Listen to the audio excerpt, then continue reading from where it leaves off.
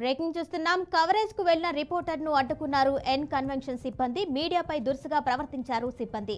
మీ ఫోన్లో రికార్డ్ చేసిన video delete చేయాలి అంటూ సిబ్బంది ఒత్తిడి చేశారు.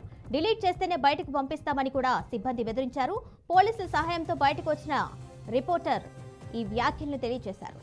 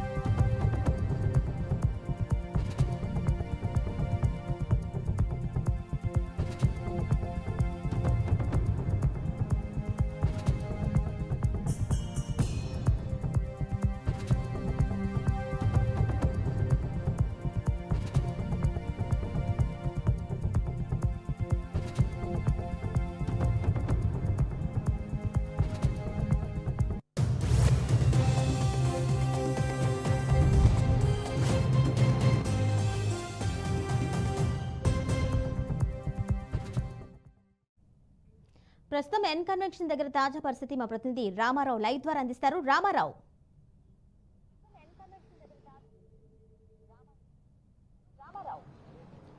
ఎస్ కిరణ్ మై మేము ప్రస్తుతము ఎన్ కన్వెన్షన్ ఏదైతే హైడ్రా కూల్చివేతలు ప్రారంభించిందో ఈ రోజు ఉదయం 6 గంటల నుంచి ఆ ఎన్ కన్వెన్షన్ సంబంధించిన గేట్ నెంబర్ 2 దగ్గర మేము ఉన్నాము.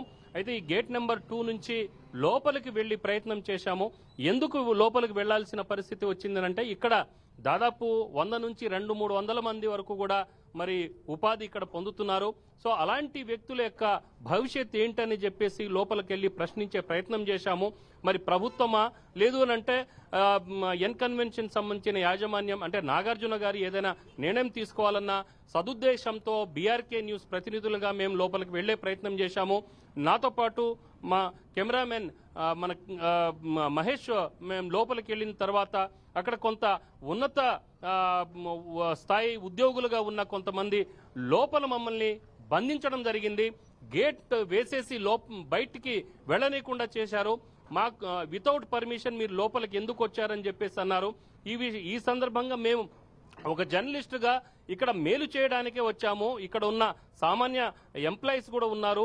అంటే కుకింగ్ చేసేవాళ్ళు, స్వీపర్స్, అలాగా స్కావెంజర్స్, రకరకాల వ్యక్తులు ఇక్కడ దాదాపు 200-300 మంది ఇక్కడ వర్క్ చేస్తున్నారు. అయితే వాళ్ళ భవిష్యత్ ఏంటని వాళ్ళతో మాట్లాడించడానికి ప్రయత్నం చేస్తే ఇక్కడ ఉన్న కొంత ఉన్నతమైన అంటే స్థాయిలో పనిచేస్తున్న ఎంప్లాయీస్ మమ్మల్ని ఘెరావ్ చేసే ప్రయత్నం చేశారు, అడ్డుకున్నారు. అలాగనే మీరు బయటికి వెళ్ళటానికి వీల్లేదని చెప్పేసి వాళ్ళ మనుషుల్ని ఫోన్ చేసి పిలిపించే ప్రయత్నం చేశారు. అయితే ఈలోపు పోలీసు అధికారులను వాళ్ళు పిలవడంతో పోలీసులు వచ్చేసి మమ్మల్ని బయటికి తీసేంత వరకు గేట్ క్లోజ్ చేసేసి ఉంచడం అనేది ఇక్కడ పరిస్థితి. ఇక మనం చూస్తున్నాం ఇక్కడ గేట్ నెంబర్ 2 ఇక్కడ గేట్ నెంబర్ 2 ఇక్కడ ఈ గేట్ నెంబర్ 2 నుంచి లోపలికి వెళ్ళాము. అయితే ఇక్కడ లోపలికి వెళ్లే ప్రయత్నంలో భాగంగా ఇక్కడ ఈ ఎంప్లాయీస్ లోపల అడ్డుకునే ప్రయత్నం చేశారు. రండి, మాకేం రైట్స్ ఉన్నాయి కదండి మాట్లాడడానికి, మీరు రండి, మీ గురించే మాట్లాడుతున్నాం.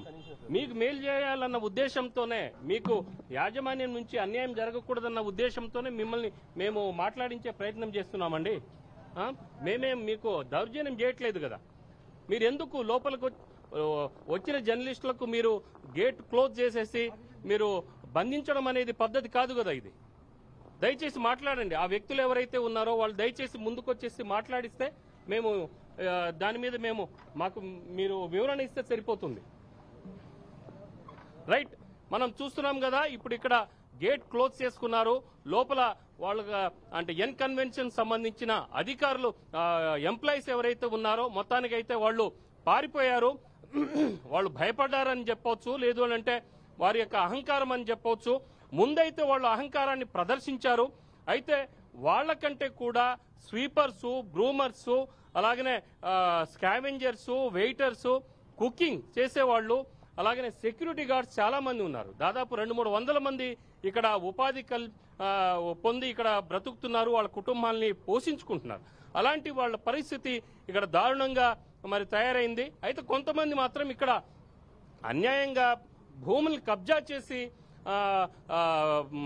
ఇక్కడ కన్వెన్షన్ ఏర్పాటు చేసుకొని వందలాది కోట్ల రూపాయలు సంపాదించారని చెప్పేసి కూడా ఒక ఆరోపణ అయితే వస్తుంది. అలా ఆరోపణే కాదు, ఇక్కడ నిజం కూడా ఇక్కడ బఫర్ జోన్, ఎఫ్టీఎల్ వీటంతటికంటే కూడా మించిపోయి టోటల్ ఇది చెరువులోనే కట్టారు. పూర్తిగా చెరువుని కబ్జా చేసి కట్టేసి దాదాపు 2015 ఆగస్టు 20 నుంచి ఇక్కడ కార్యకలాపాలు, వ్యాపారాలు నడిచాయి. సో ఆ రోజు నుంచి ఈ రోజు వరకు చూసినా కూడా కిట్టి పాట్స్ అని, పెద్ద పెద్ద పార్టీలని, మ్యారేజెస్ అని రకరకాలుగా లక్షలాది రూపాయలు, అలాగా కోట్లు, 100 కోట్ల రూపాయలు సంపాదించిన దాఖలాలు అయితే ఇక్కడ కనబడుతున్నాయి. సో ఈ లోపు ఈ దాదాపు ఈ 10 years లో కొన్ని 100 కోట్ల రూపాయలు సంపాదించినా అది మామూలు విషయమే. అలాంటి అందుకనే దీని మీద పెద్దగా స్పందించాల్సిన అవసరం మరి నాగార్జునకు గానీ, మరి వాళ్ళ యొక్క కుటుంబ సభ్యులకు గానీ వాళ్ళకి ఏం అవసరం లేదనుకుంటున్నాను. అయితే ఇక్కడ మేము లోపలికి వెళ్ళడానికి ప్రయత్నం చేసినప్పుడు జస్ట్ వాళ్ళ ఎంప్లాయీస్ యొక్క వీడియోని తీసుకునే ప్రయత్నం చేస్తే వాళ్ళు ఒక మూకుముడిగా మా మీదకు రావడం, వాళ్ళు మా మీద దాడి చేసే ప్రయత్నం అయితే చేశారు. అయితే గేట్ క్లోజ్ చేసేసి బయటికి పోనివ్వం అని కూడా వాళ్ళు గట్టిగా మా మీద ప్రయత్నించారు. సార్ మీరు చెప్పండి సార్, మీరు ఈ ఎంప్లాయీ ఇక్కడ? సార్ ఇప్పుడు మేము ఒక జర్నలిస్టుగా మేము ఎంప్లాయీని ప్రశ్నించడానికని మేము వచ్చాము, మీ పరిస్థితి ఏంటని. సో ఇలాంటి విషయంలో సార్ ఒక్క నిమిషం. సో మొత్తానికైతే మేనేజ్మెంట్ కూడా వీళ్ళు కూడా మేనేజ్మెంట్ కి భయపడుతున్నారు, మేమేం చేయలేని పరిస్థితి అని చెప్పేసి వాళ్ళు కూడా భయపడే పరిస్థితి అయితే ఉన్నారు. అయితే కొంతమంది అయితే గూండాయిజం మాత్రం చేసే ప్రయత్నం మాత్రం ఇక్కడ కనబడింది. వాళ్ళు జర్నలిస్టుల మీద కూడా దాడి చేయడానికి కూడా ప్రయత్నం చేశారని చెప్పేసి చెప్పాలి. దీని మీద ఆ తర్వాత పోలీసులు జోక్యం చేసుకొని వచ్చేసి జర్నలిస్టులను బయటికి తీయాల్సిన పరిస్థితి ఏర్పడింది. ఇది ఇక్కడ ఉన్న ప్రస్తుత సిచ్యువేషన్. కిరణ్ నాయక్. అయితే రామారావు, ఎందుకు ఎన్ కన్వెన్షన్ వాళ్ళు ఎందుకు లోపలికి అలౌ చేయడం లేదు? అదేవిధంగా వీడియోస్ ఏవైతే తీసారో అవి కూడా డిలీట్ చేయాలని కూడా దురుసుగా ప్రవర్తించడం మనకి ఇన్ఫర్మేషన్ ఉంది. ఎందుకు ఈ విధంగా ప్రవర్తిస్తున్నారు?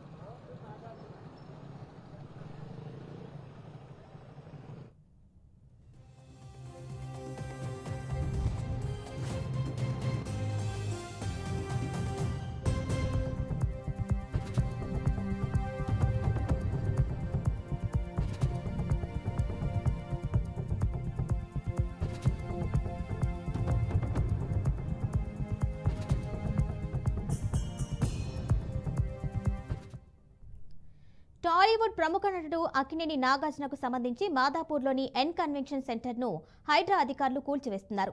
శనివారం ఉదయం భారీ బందోబస్తు మధ్య అధికారులు ఎన్ కన్వెన్షన్ సెంటర్కి చేరుకొని కూల్చివేతలు ప్రారంభించారు.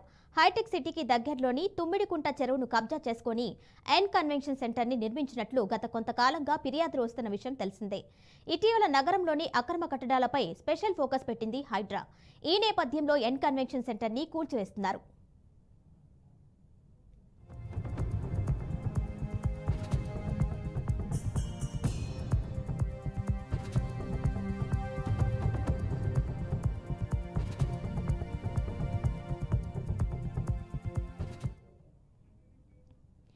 N3 రియాలిటీ ఎంటర్ప్రైజెస్ కింద ఎన్ కన్వెన్షన్ ఏర్పాటు చేశారు. దీనికి సినీ హీరో నాగార్జున వ్యవస్థాపక పార్ట్నర్. కాగా దీన్ని 10 ఎకరాల విస్తీర్ణంలో నిర్మించినట్లుగా తెలుస్తుంది. ఈ కన్వెన్షన్ ను పిల్లర్లు లేకుండా హై సీలింగ్ తో నిర్మించారు. ఈ నిర్మాణంలో దాదాపు 3000 మంది కూర్చునేలా మెయిన్ హాల్, 400 సీట్ల కెపాసిటీతో డైమండ్ హాల్ నిర్మాణం, దాదాపు 750 సీట్ల సామర్థ్యంతో బనియన్ హాల్ నిర్మాణం చేపట్టారు. వీటితో పాటుగా అవుట్డోర్ సిట్టింగ్ కూడా ఉంది. 2015 నుంచి social events, pre wedding, wedding లాంటి ఫంక్షన్స్ చేసేందుకు లగ్జరీగా నిర్మించారు.